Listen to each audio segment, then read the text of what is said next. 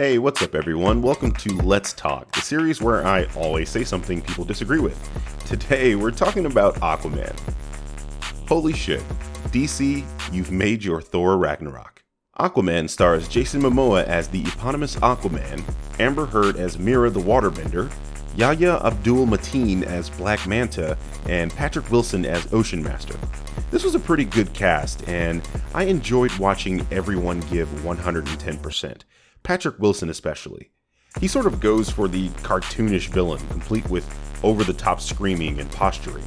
Hell, his costume looks like Super Shredder, and it really works well for this film. The film as a whole feels like I'm watching a DC cartoon, which have always been the golden standard for comic book adaptations.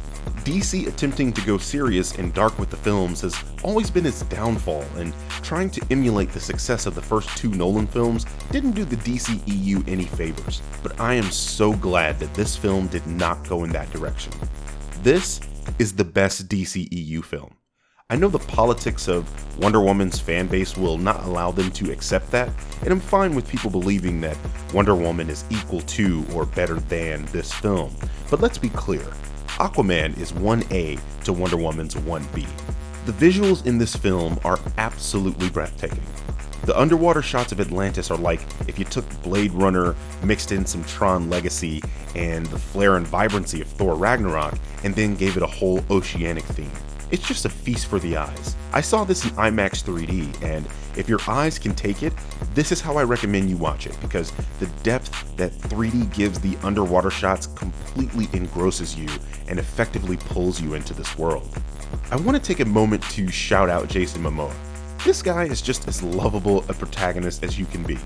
He's a superhuman, but boy is he human. You really empathize with this character, and I appreciate how the film uses Arthur as an avatar through which the audience experiences Atlantis. Pardon the pun, but he's a fish out of water, and the film uses this to its advantage to educate the audience on the mythos of Aquaman because, let's be honest, most people don't know shit about Aquaman because they think he's a joke, but this movie quickly dispels that idea because Momoa is such a badass in this film. I stated that Aquaman was one of, if not the best part of Justice League in my review of that film, and here he's just as rock and roll as ever. Water dude, as I like to call him.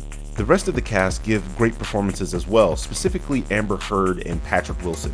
Mera is such a great character, and I'm glad that she gets a lot to do in this film. She's integral to the story, and any opportunity I get to see the devastatingly beautiful Amber Heard on the screen is just a win in my book.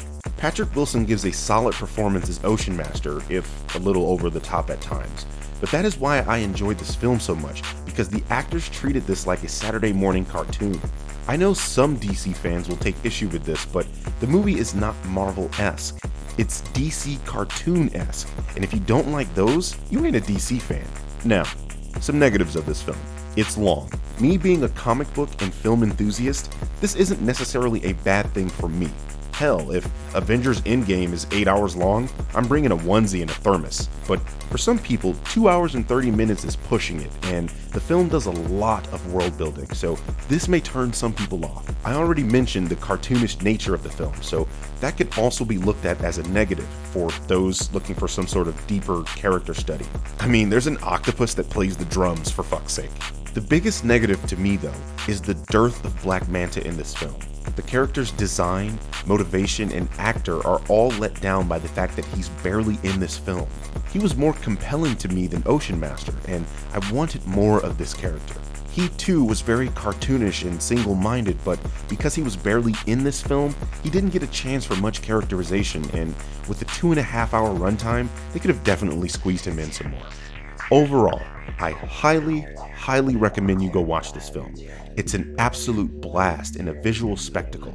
The action is brilliant, the pacing is damn near perfect, and it's just a fun film. I'm happy to see DC have fun with its characters, and as a staunch Marvel fan, I give this film an A. As always, thank you guys for watching this episode of Let's Talk and supporting this channel. If you've seen this film already, let me know what you thought of it, and if you agree or disagree. I always love reading your guys' comments, and they always crack me up, so please keep them coming. Anyway, until next time, Bird Gang, I'll see you in the comments.